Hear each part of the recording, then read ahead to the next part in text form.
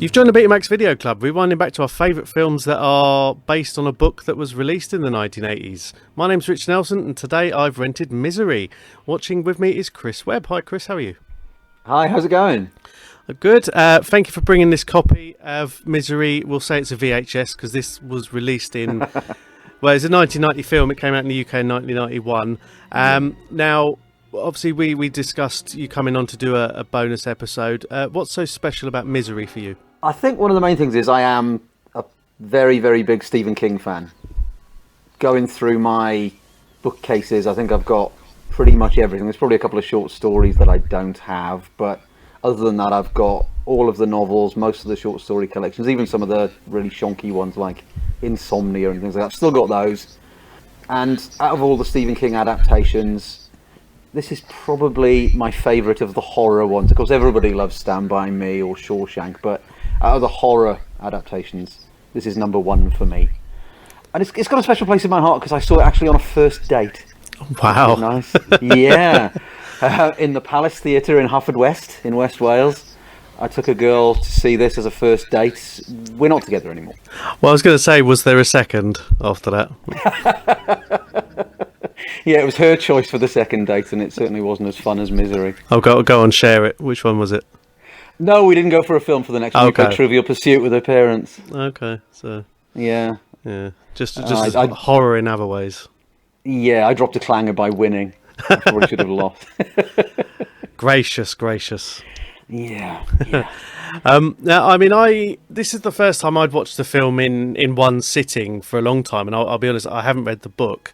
I know you reread it again in preparation. I had the joy of watching it on Netflix last night, and I think I always dread one particular scene of the film. And unfortunately, I don't know, do you get Gogglebox in New Zealand? No, we're not blessed with that. Yeah, it's it was on here quite recently. I think it must have been on Channel 4 or something, and they showed the idiots off Gogglebox watching Misery as well, and of course they have. And I'll just say the hobbling bit. That's the bit that they showed. Yeah.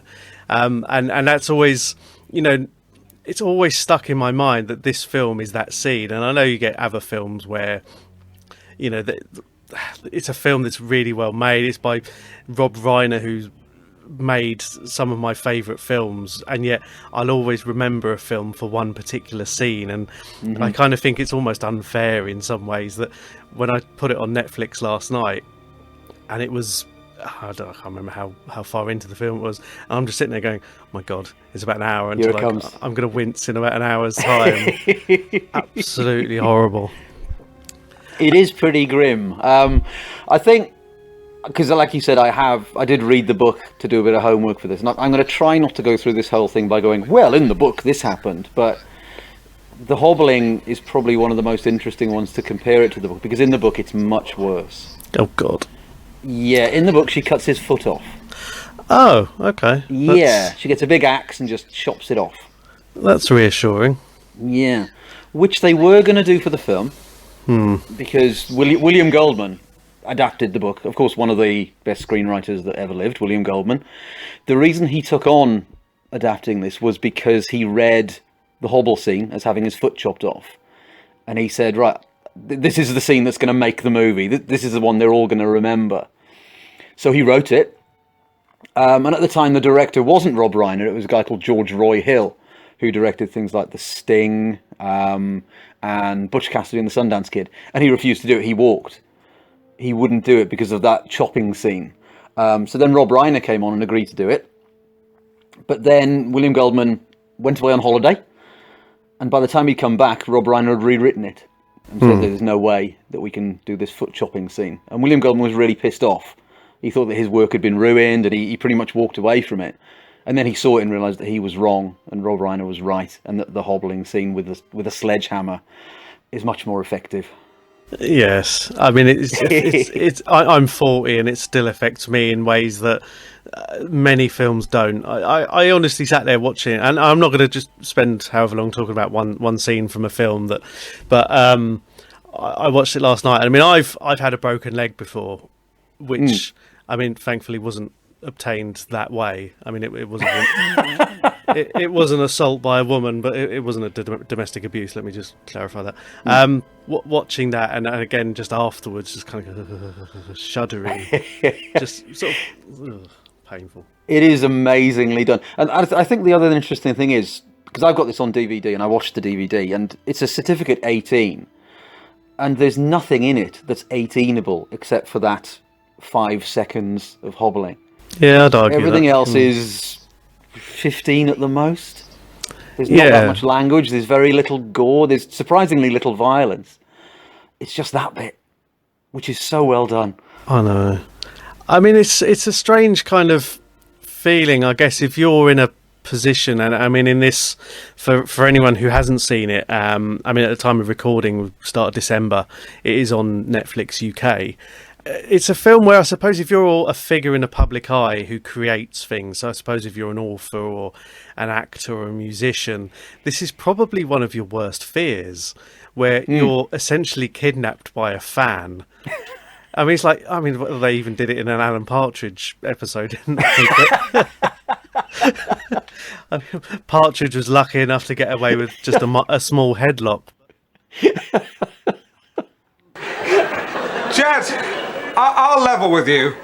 I'm really scared. In fact, I think I'll go. No! No, it's okay. No, stay! Don't go! I'll stay. What do you want to do? Let's do an interview. I think that's a great idea.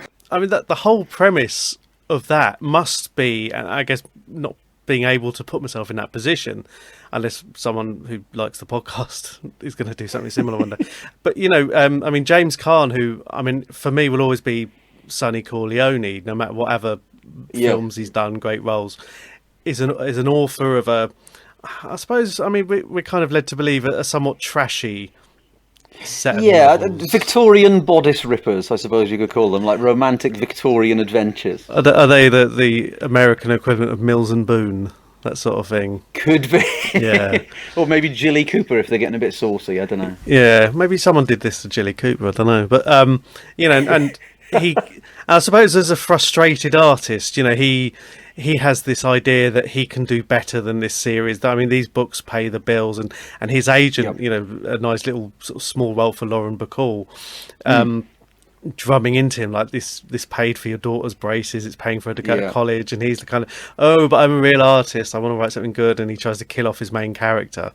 And I guess that's like anything, you know, if you see people who create a character as well and they almost become stereotyped or pigeonholed. I mean, we've already talked about Alan Partridge. There's anything from, you know, if maybe someone could do us all a favour and kidnap Ricky Gervais, and that you're in that I'd use the sledgehammer for that one. Yeah, just don't do the fucking dance. And you're in that position, and it must be so weird. You know, he has this car crash after he's finished his novel, and your saviour turns out to be, of all the people in all the world, and Kathy Bates. Yes, who was unknown at the time. She was hired for this at William Goldman's insistence. She'd not led a film before. And Rob Reiner, when he was casting it, he wanted an A-lister to play Paul Sheldon, the novelist, because he was famous and recognisable and a star. But he wanted a complete unknown to play Annie Wilkes.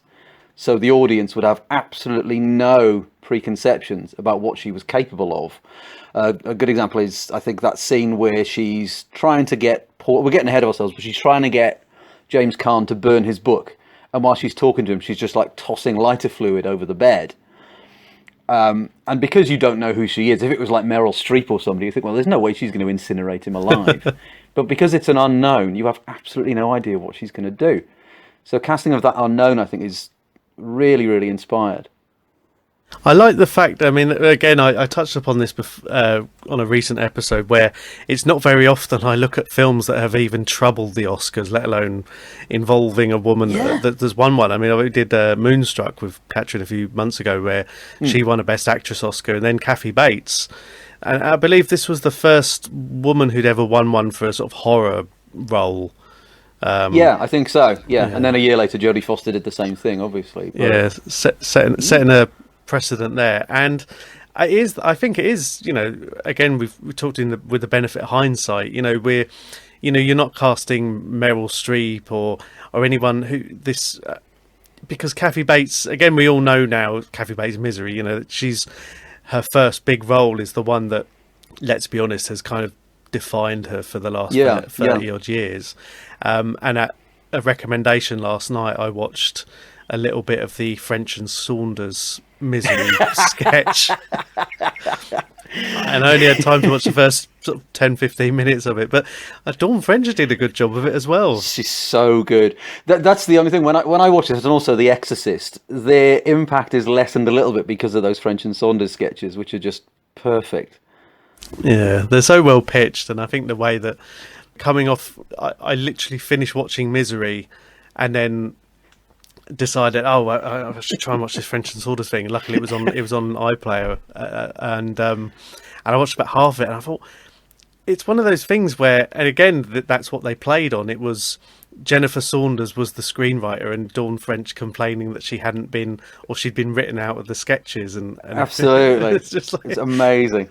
It's so well done, and I'm glad I watched it, because you think about how much impact this film has had. And I'll mention now in case I forget. Now, someone mentioned quite recently on Twitter that Rob Reiner's previous film to this was When Harry Met Sally. That's right. And there's a scene in there, I think it's the bit where Harry is in the sort of standard working from home costume of grey tracksuit bottoms and a big massive white jumper. He's actually reading the Book of Misery. He is. I heard this. Yeah. And I just thought that, I wonder if at the time, I mean, I'm not sure what the time kind of lapse with that is. I mean, When Harry Met Sally came out the year before this, and you wonder if Rob Reiner must have known or had an inkling that he was in line to have something to do with Misery next. Yeah, because the book came out, I think, in '87. Yeah. And surprisingly for a Stephen King book, it wasn't optioned before it was printed, because it's so personal to Stephen King. He wanted it done right. And it was only when Rob Reiner showed an interest that he said, all right, you can do it then, but only if you produce or direct it. He didn't want any old hack to tear it to pieces. And so, bearing in mind the timeline, if When Harry Met Sally was done the year before, it would have definitely been in pre-production by the time they were shooting this. He'd have been working it out. So it's just a little nod to his next work. Yeah, I like things like that. Yeah, it's nice little thing. I mean, it's funny again with Rob Reiner.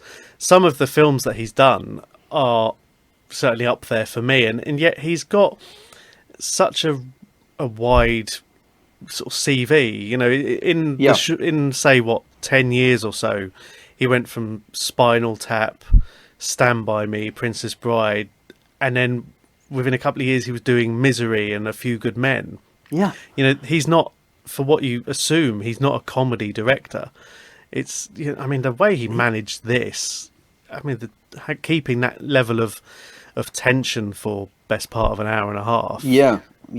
What they've done with this, I think, is really, really smart, because I'm going to say it, in the book, it's basically two characters. It's 400 pages, and 395 of those is just these two. There's a little bit with a police officer, there's a tiny flashback to the agent, but it's just these two, which works in a book because you can just put it down. You can read 20 pages, put it down, come back the next day. With a film, that can be really, really dull. So what they've done quite smartly with this is they've effectively invented some characters. So the brilliant relationship with the sheriff Buster and his wife, there's none of that. That's invented by William Goldman.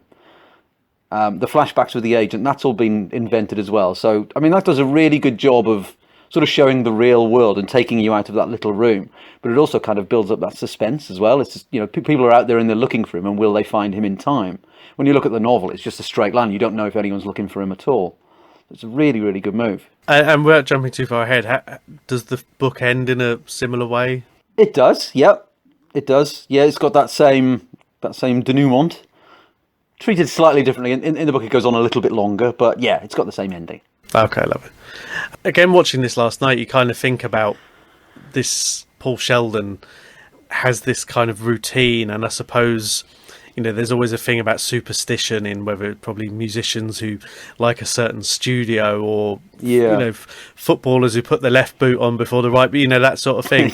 and I always find it strange that I live in the UK, you live in New Zealand now, where we're not used to driving in the snow for example.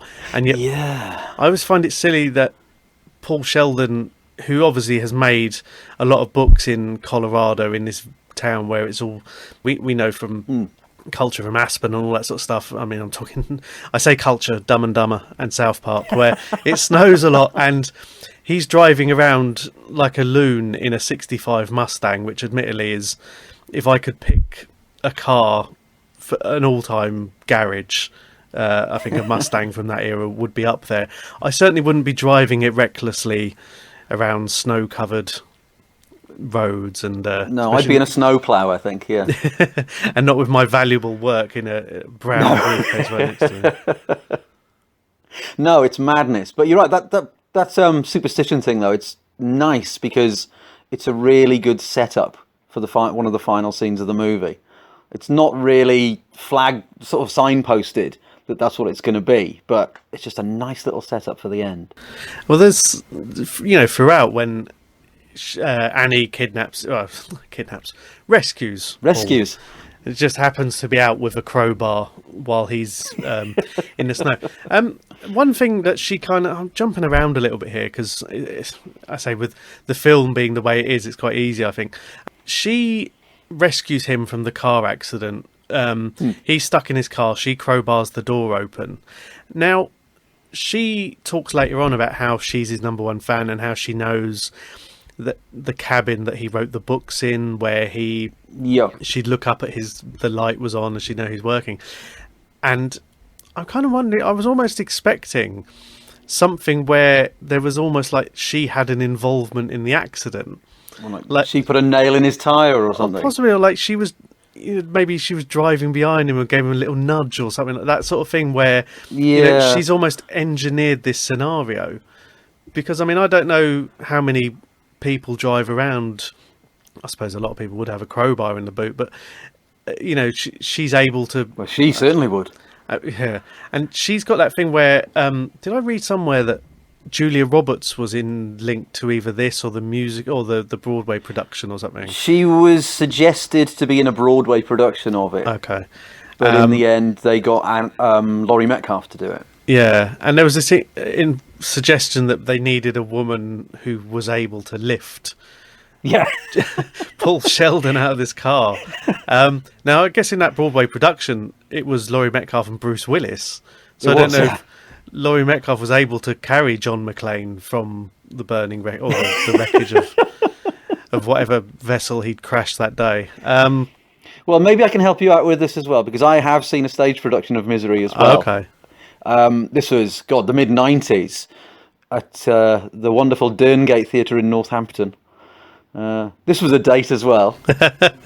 We're not together anymore either. Oh, but that was good. So it basically, because it's a stage play, you have some background noise of a car crashing, and the play opens in Annie's room and he's laying in bed. So she doesn't get to carry him around the stage. But I saw it with the fantastic cast of Rula Lenska as Annie Wilkes. Okay. Was Dennis Waterman the victim? He was singing Misery, Misery. No, the victim was... what's his name? He played Trevor Jordache in Brookside, the guy who ended up under the patio. Oh, okay. Brian Murphy. It's not Brian Murphy, it's Brian Murray, yeah. He was in Bread as well, him. Oh, it was a good show. Okay. She chops his foot off in that one as well. It's very impressive. God, I'm not going to go into Brookside, but he suffers for his art, doesn't he? Oh, yeah, he was a swine, yeah.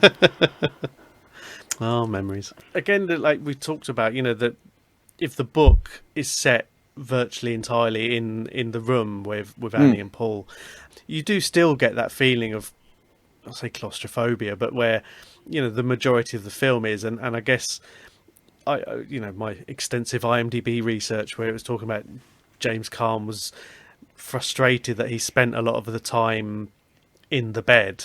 Yes. Because I guess if you're recovering from a car accident, you probably would spend a lot of time in bed. It was it kind of took me back to, there was an episode of Friends where I think it was the one with Susan Sarandon was in it, and Joey Tribbiani was in full bandages in a bed, and she kind of said, "That was you? That was a person? I thought that was a dummy."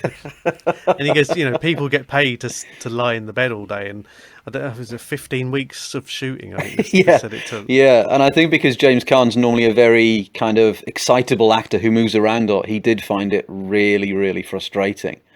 And Rob Reiner thought that was great because he just gone mad by the end of it. He was just so angry by the end of the filming. I think he found it quite easy to do. I do like how the stories or the little anecdotes that he came across were Rob Reiner kind of channeling the frustration into the actors. It was about James Caan being frustrated. It was there was something about the acting methods that they used as well, with Kathy Bates being more of a stage actor at the time who liked rehearsing, and James Caan who didn't. And there's something Rob Reiner said, use that frustration in your performance. Yeah. And bloody hell, she was. I know. Oh, I mean, it's, she certainly did. Well, that's the thing. It's kind of, you think of everything about this film, and Kathy Bates. I can't remember what the competition was for Oscars that year. I mean, you think that performance where she flitted from the kind of sweet, she didn't like the swearing in the book. She was very, when she, that scene you talked about where she burned the manuscript on the barbecue, and it was all, really kind of, it was like Ned Flanders. Yeah, she's a little bit charming and a little bit ditzy for about the first half an hour, but harmless enough. And I think that was intentional. I think the way that it was written, and again, William Goldman, I watched it with his commentary. He said that it's completely intentional, that if people didn't know that Misery was a horror film, you wouldn't know that for the first half hour. It could easily be a romantic movie where a nurse is in love with this author and she looks after him. She's just a bit mad, but eventually they could kind of get on. It's only when she finds out that he's killed off her favourite character you think, well, he's in some trouble here, and it's actually going to be a horror film. Which again, here it comes again, in the book, page 1. She's mad, she's insane, that Paul Sheldon's in a hell of a lot of trouble. So to do that in a film, to actually make her more of a rounded human, if you like, it's good work. Yeah, because I mean, we find that out later in the film that when Paul gets himself a little bit more mobile, he's in the wheelchair and sort of scooting around the house, he finds a scrapbook of her kind of rise to fame that's tainted. Memory lane. It's all these clippings from newspapers of, she look at her, she's been promoted. Oh, the person in the post died, and it's it's almost like she looked like she had a really good career, and there was just this really strange pattern of people dying just before she'd get a new job or something like that. It's an excellent way of showing somebody's backstory without it feeling like exposition. You open a scrapbook and it says, she killed her dad, she killed her roommate, she became a nurse. Somebody died on that ward, so she moved somewhere else. She moved to a maternity ward, then babies start dying. It's such a really efficient way of doing it. I mean, he'd already sussed that, I think, but I think it's at that point where she's gone from being a lunatic to my life's even more in danger at this point. Yeah. This is where she sort of says that she starts getting the blues and she's got a gun with 2 bullets in it. So he feels he's going to die one way or the other. Yeah. I wonder how you'd feel, again, not being an A-lister. It's stuck in that position, but... Yeah. Because I think one of the reasons that Rob Reiner was interested in doing this, not because he'd never done a horror film before, but the fact that it's about somebody being taken out of their comfort zone. Because when he was an actor for a long time, and he was in that American version of Alf Garner. Is it All in the Family? Yeah. I think he played the Randy Scousegit equivalent in All in the Family, and that was what he was best known for. So when he said that he wanted to become a film director, nobody took him seriously at all, and he really, really identified with obviously what Paul was trying to do and break out of that mold as well. And that's certainly why Stephen King wrote it. He'd written a book, like Eyes of the Dragon, which was a fantasy book in the early 80s. And he started getting hate mail from people saying, this isn't what my Stephen King should be doing. You shouldn't be doing work like that. So that kind of fan entitlement that we definitely see these days. The Snyder Cut and things like that. Don't. Imagine if Annie Wilkes had Twitter.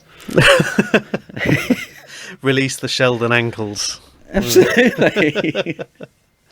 I find it strange. I mean, we're talking about that world where, one of the earlier episodes of the podcast I did was The Running Man, which Stephen King wrote under his pseudonym. You think about how, I mean, this was in the 80s when, it would be fan mail, everything would be by post, and now everything's so direct, and you wonder about how is anyone meant to diversify their portfolio of work when immediately you get this kind of stuff. I mean, it's weird to kind of think about how, if you're looking at Stephen King, he's a horror writer, and I mean, we see now in a very alternate universe how Bill Gates went from designing computers to apparently implanting microchips in all of us as part of a corona vaccine. He's done really well with that. I mean, he can't get... mine's good. Yeah. Anyone who can get Windows 10 that bad, he's not going to do a good job with the fucking microchips. And it's like you say, Twitter. It is this kind of instant reply now, where it's not quite the equivalent of, I don't know, kidnapping someone and making them write a new book or anything. But you wonder how much of people's their experience online, where access is so direct now.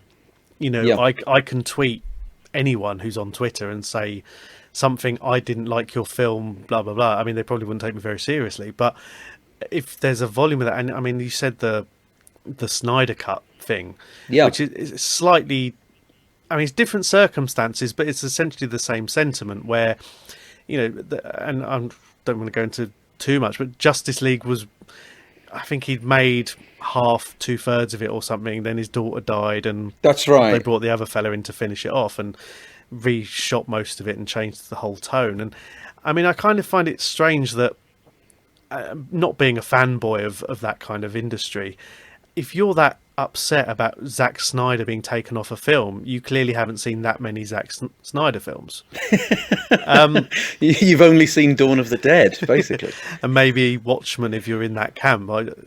Some people like, some people don't. And this whole vocal, I mean, the keyboard virgin warriors of Twitter sort of bombarded everyone and have forced Warner Brothers to spend the best part of $200 million on allowing this film to get finished. And now it's the hassle it's caused, because now everyone's saying, well, if they're doing it for that film, why can't they do it for that film that was hacked to bits? Oh, I see so many hashtags of the so-and-so cut coming out. But how many people signed a petition to remake the last episode of Game of Thrones, for Christ's sake? Just ridiculous. Or didn't like the fact that James Bond could have blonde hair. Yeah, I remember. This is all that same camp. This is the same thing. Yeah, and this is the thing. I mean, we're now in a generation. God, this sounds like a right soapbox episode, doesn't it? we're now in a generation where people are essentially, they're sitting in their toilets or they're sitting in their bedrooms on their phone tweeting this stuff. How far removed are they from Annie, where all they need is the opportunity to go, okay, and again, a spurious Superman 4 reference here. How about if I got the head of, I don't know, Warner Brothers or whatever, and I just happened to come across him lying in a car accident, and I nursed him back to health in my southwest London house, stick him in the shed or something, and say, I'm not going to let you go until you put all the screening footage from Superman 4 back in, release the original cut. What's with that? It's no we're different. In that industry now. Yeah, Superman 4, Misery. I told you I'd get a link in there somewhere. Yeah. And then what I found fascinating as well is, while I was doing my homework for this, I was trying to find a few kind of making ofs and documentaries on YouTube. And there's quite a lot where, very much like I'm doing, they're comparing the film to the book.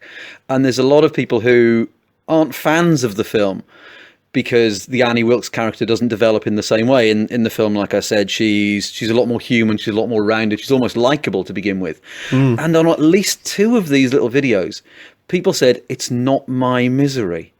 And they said that without any irony at all, because that's a line that Annie Wilkes uses a hell of a lot in this. And they were saying it with all sincerity. There it goes. I heard him. Stand by, let me just check the postman's not at the door. No, he's across the road. Nice day there. That'll do it. I mean, not my misery. It is like not my bond, not my anything. It's this. But that's something that Annie says. You killed my misery. My misery's alive. It's exactly the same.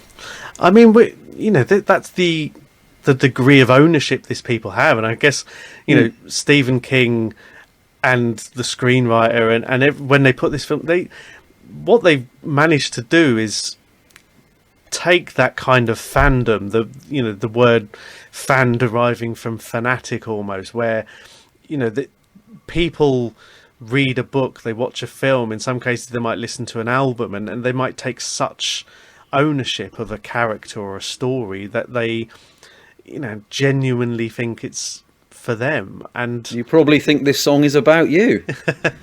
I'm not that vain, but he's the way they've tapped into that, and the way that you think obviously Annie is a extreme version of most of these people, hopefully, because I imagine that the virgins of Twitter who dislike the ending of Game of Thrones or whatever it was, something about Harry Potter or something, they're in this world where they are so gormless and stupid they probably wouldn't harm a fly, and yet this film is kind of taking that horror to the nth degree, where you sit there thinking, my God, all you need to do is, in the case of the book that Paul had finished, kill off misery, because he wanted to go off and write serious books.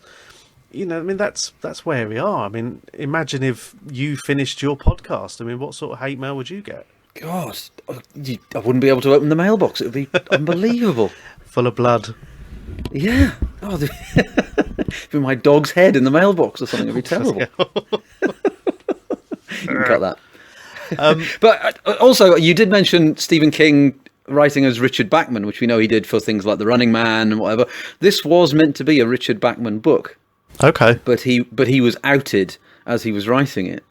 He was uncovered. Someone who works in a bookshop in New York recognised the writing style, checked the ownership of the Bachman books, and saw that they were owned by Stephen King.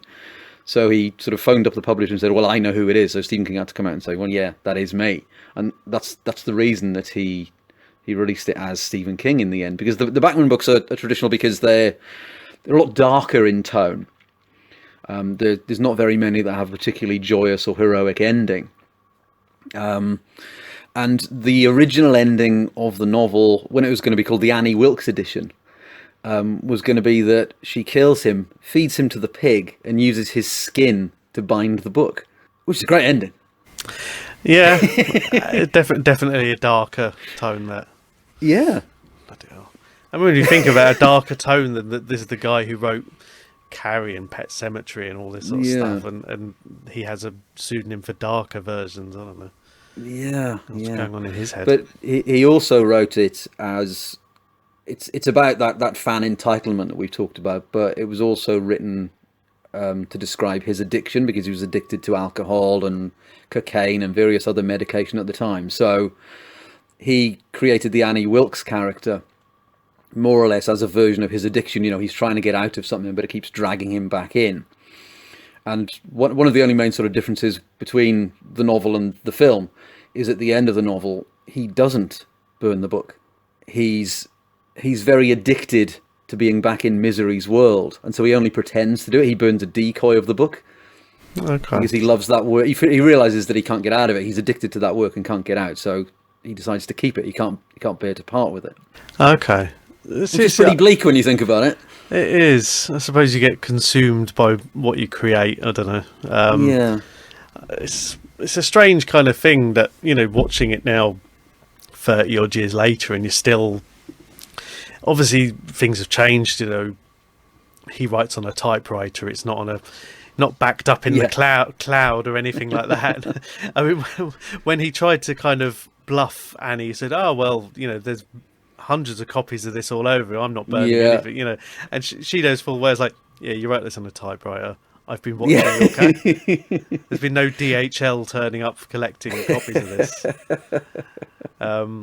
These days you can't press delete without it sort of recognising it somewhere. I mean, unfortunately, in the annoying world, I was doing some work yesterday and my laptop crashed and it lost everything because the employer I have do not invest in things like clouds.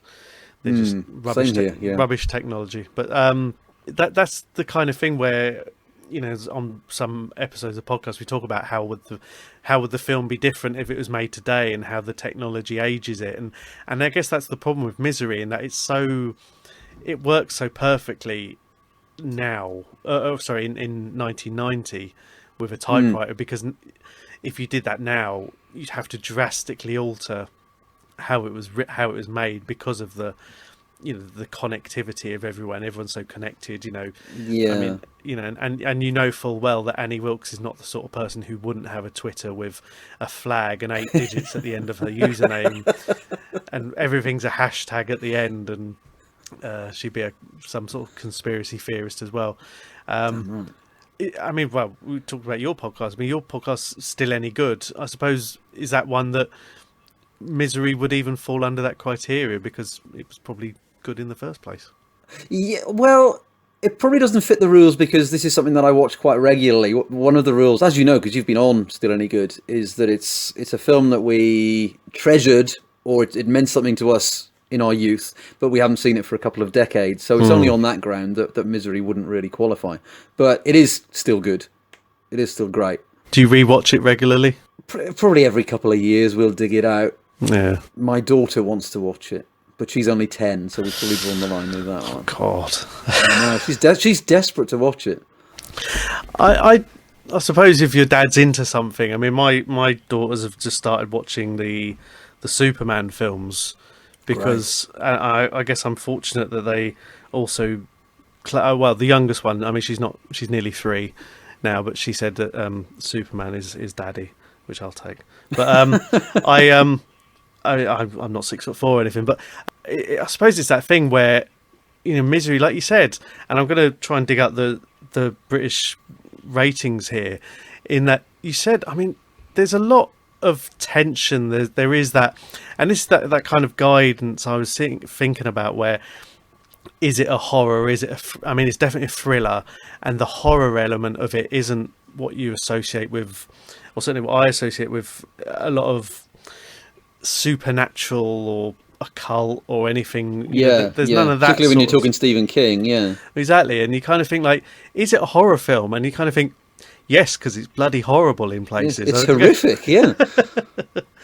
And that element where you said that if you take out the hobbling scene, it's probably a 15.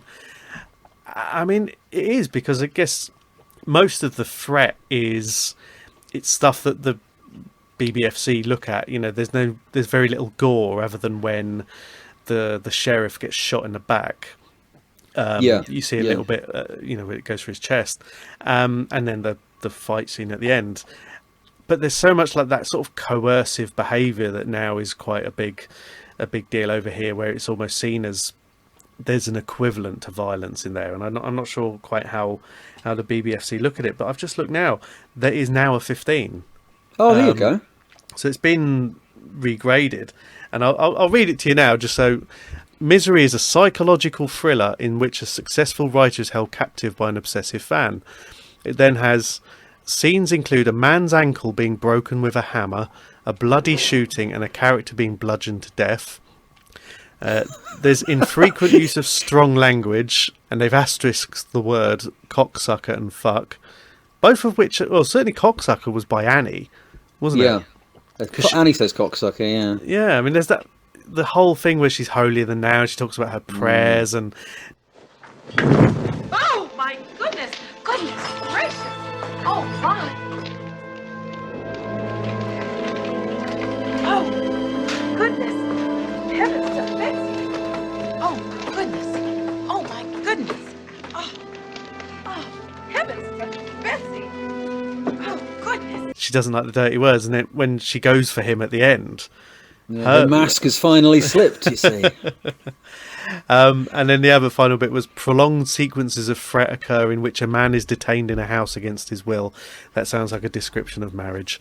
But have they not put non-negative evidence of smoking? Because that normally comes up too. Well, there's normally smoking or attitudes or things like that. Blasphemy. She does make a mildly racist term at one point as well, so I'm surprised that's not in there. Yeah.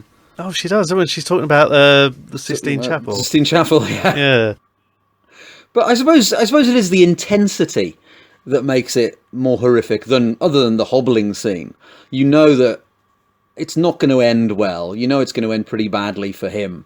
And that does make you feel very, very uneasy, particularly if you're under 15 years old. It's going to frighten the life out of you a little bit. I mean, one thing you discussed earlier, and I really wanted to make a point of, is that the relationship between the sheriff and his wife. I mean, the way that the sheriff kind of realises that Annie is certainly involved, you know, that everything but the smoking gun is he decides, because Paul Sheldon's missing, to read all his books. And I guess this is the only bit that I kind of go, really? Yeah, I mean, when you said that was built on for the film and not the books, I mean, how involved was the sheriff in the book? About a page, because Annie Wilkes is known as this woman who potentially killed a lot of old people and children and is known as the Dragon Lady. She is a suspect in the eyes of the police, so they turn up just to question her, because they also know that she's a big fan of Paul's books. But there's none of that Columbo-style detective work where he recognises a quote and goes and follows it up. He just turns up and is killed. And that's basically it. He's in the book. He's run over by a ride-on lawnmower. Yeah, which is, for Richard Farnsworth, that's kind of interesting, because of course his biggest role was The Straight Story. Oh, okay. I haven't seen that. Yeah. But, okay. Where he rides on a lawnmower for the entire film. I mean, that's the thing, is that there is, I suppose, you know, things that you have to expand for a film, take from the book. But I mean, the relationship of the sheriff throughout, him and his wife, it was a comic relief as such. I love it. Yeah. In the way that, you know, we talked about Rob Reiner, and at this point he'd done mostly comedy, or at least there were large comedy elements to his films, and this isn't a comedy by any stretch, and the lightest it gets really is when it's the sheriff and his wife sounds like a predatory vixen. Oh yes. They are just, I think they're gorgeous, these two. I think they're really, really lovely. And it saddens me a little bit that there isn't like a Netflix spin-off series, you know, like the Buster and Virginia Adventures or something. They'd be great. It's like something out of Fargo, isn't it? Where yeah. It's where she's having a grope in the car, and he reminds her that she's his deputy. It's lovely. It is. I did appreciate that, because I think we need, in a film like this, and again, it's not overdone. You know, the comic relief in this film, it is literally a minute here, 30 seconds here. There's nothing, because you don't want to.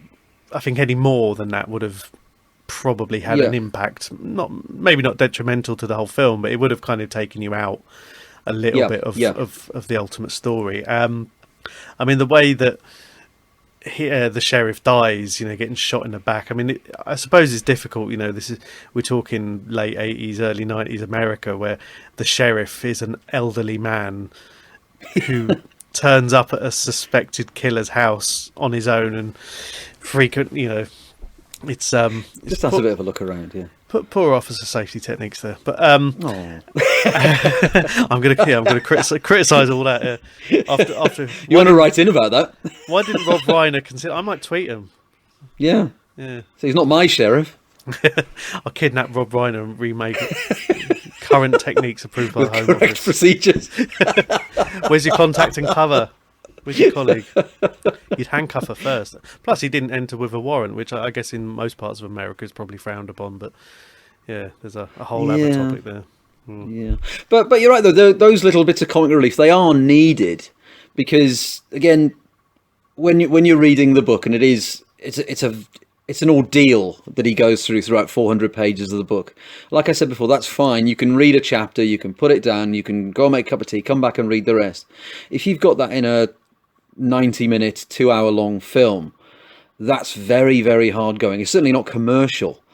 You know, if you got an hour and a half of just him being tortured, whether it's emotionally or physically, you know, that's like Martyrs or something like that. It's not going to be a very successful commercial film. So you need those little bits. You need that time to breathe, I think, just to get your breath back and then go back to it. And it serves that purpose as well. Yeah, I guess like when you think about people being tortured for an hour and a half, I don't know if you've seen many of the recent Saw sequels.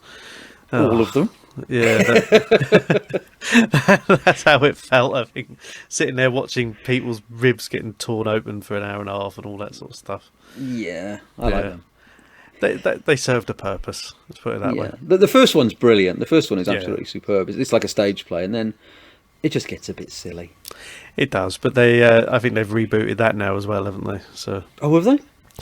there's I think it's called Spiral, and they've gone back to, I'm not sure exactly where it is in the story, but Chris Rock's in it, and I'm not sure if it's the origins of Jigsaw himself. I think it might be, but it's definitely in the Saw universe, and it's kind of either a spin-off or a reboot. But it's worth looking. The trailer was actually quite interesting, and not just because, in my eyes, Chris Rock will always be the skinny little kid from I'm Gonna Get You, Sucker. In our house, he's the zebra. Okay. Oh, yes, of course. Yeah. Yeah, it's worth looking at the trailer for. I'm not sure, again, if it's one of those films that have suffered with being shunted out of the cinemas or something like that. It may, who knows, it may even be on Netflix or something now. And when we come to the end of this movie, we're at the point where Annie's sort of actions have taken on a step. You know, she injects Paul and all this when the sheriff turns up, and then he invites her to sort of watch him finish the book and go through the routine that we talked about earlier. That superstition comes back, where the idea of having the cigarette and the Dom Perignon. The Dom Perignon, yeah. That's very Del Boy, wasn't it? Dom Perignon. And we're, you know, the whole thing where you're just wondering at what point does it all go horribly wrong. You know, he's written, we've seen that it was a montage of him going from chapter 5 to chapter 38 or whatever it was of the book, and all of a sudden this manuscript is now lying on the floor of her guest room covered in lighter fluid, just like the previous one. Yeah.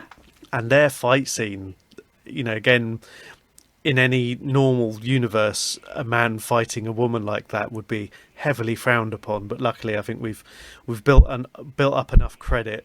Sonny Corleone can quite happily go, I wouldn't say toe to toe with Kathy Bates because he's in a wheelchair for some of it, but he's definitely going up against her. And this is where the violent ending is very brutal. It is very brutal. And Rob Reiner, because he'd never filmed like a horror movie or a thriller or any sort of violent scenes before, other than some fighting in The Princess Bride, he filmed it as he saw it, as a love scene. As if rather than them fighting, they're having it off, effectively. There was a lot of straddling. Quite violently, because there's straddling, and I hate to say this, but he's forcing paper into her mouth and down her throat, and at the end he kind of rolls off her, and he's breathing almost post-coitally. Yeah. Which makes it even more disturbing. I mean, that's the thing. Like he had some lines that come out occasionally, but all of his frustration, all of his anger's coming out, where he's shoving the sort of burnt paper down her throat. You know, it is that kind of, however long was it, 4 weeks? I think at some point she'd said. I can't remember. Did the book make it clear how long he'd been there? Oh, months, like about 4 months. Okay, yeah. And all this frustration, all this being cooped up and everything, it all boiled out in this go. And I mean, the way that, I mean, again, like a lot of horror films, you think she's dead, she's not. We get that kind of scene. But I suppose there's the poetry in the fact that what ultimately killed her was a metal statuette of a pig. Of a pig, yeah. Killed by misery, yeah. Very poetic. Yeah. But like you say, I mean, that scene was... There was that grappling, there was that straddling, there was that kind of over emotion coming out. And I guess, you know, if you're talking about action scenes by Rob Reiner, it was the manager of Spinal Tap smashing things with a cricket bat. But it was the banging the head on the typewriter. It was, you know, real bludgeoning stuff. This wasn't death by syringe or a stabbing, which could be quite quick and easy. This, you know, she cracked her head on the typewriter and then got battered with a pig. It's And also burning paper being shoved down her throat, which can't be particularly comfortable. cause of death would be something about lighter fluid in a system. Depends on the Colorado coroners, I suppose. But Natural causes. and one thing I thought, I mean, while it was amusing, was after she's died and we have the whole 18 months later scenario, it did feel a lot like a reshoot or something that had been added at the end. I think, I don't know if the film had ended at that point. Yeah. I wonder, would it have been better or worse? I mean, we're talking about a couple of minutes of footage here, but it did seem a little bit tacked on, that kind of... Yeah. The film's over by that point, isn't it? Yeah. I mean, again, going back to it, I mean, was that in the book as well? The book takes it a bit more seriously. In the book, he's suffering really, really bad writer's block, so he can't write. He doesn't bring out a fantastic new I'm an Artist novel. He's so traumatized by Annie that he sees her everywhere. He goes home and he sees her behind the sofa, he sees her peering through the windows. So very much like the lady who brings the cake at the end. But it's a lot bleaker, it's a lot more depressing. And then right at the end, he gets a germ of an idea and starts writing. So it's almost like he's back, he's been through hell, and he's finally back. But that doesn't really play out so well in the film. I don't think it's needed at all. They just wanted that extra kind of little half scare of, oh my god, is she back?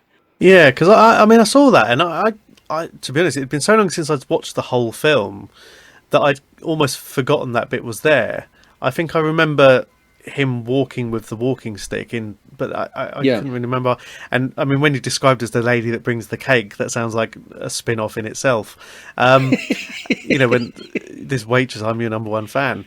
And it's weird that because when Kathy Bates is wheeling out this trolley in this restaurant, the dessert trolley, and it's kind of obviously there for kind of that half scare purpose, but yet his talking over it is, I know she's dead, I know, it's that kind of instantly removes it. It spoils it straight away. Yeah, but it sounds bad. I'm almost trying to end the episode on a downer when this was a really, really good film and genuinely one of the better ones I've done for the podcast, let's be honest, because I've done some absolute shit.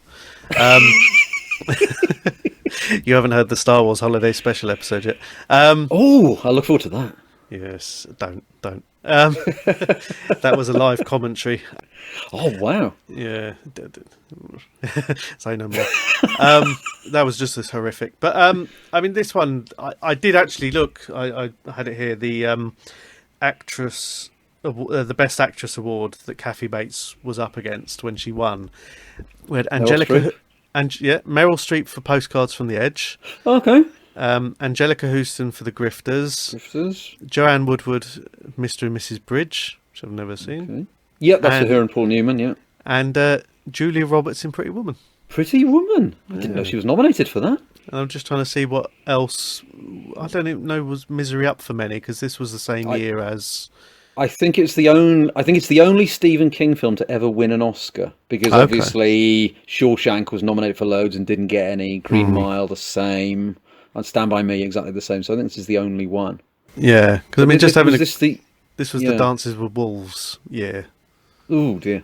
So yeah, even just flicking through, I mean, some of the other awards, I can't even see it being nominated.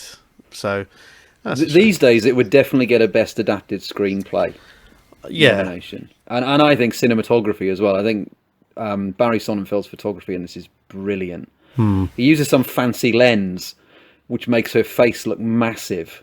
Yeah, I suppose it has to be if it's there's a couple of scenes where he wakes up and she's looming over him. Yeah, because he always shoots her from down below, so it feels like you're in the bed and she's massive. But those really close-up scenes, I mean, her face is monstrous. It's enormous. And he did some of the early Coen brothers films, like Raising Arizona, where he uses that same sort of technique. Yeah. And then I think he went on to direct stuff like The Addams Family, which again uses that really close-up. I don't know. It's like some sort of like a 21mm lens or something. It just makes your face look huge. But it's used to such good effect.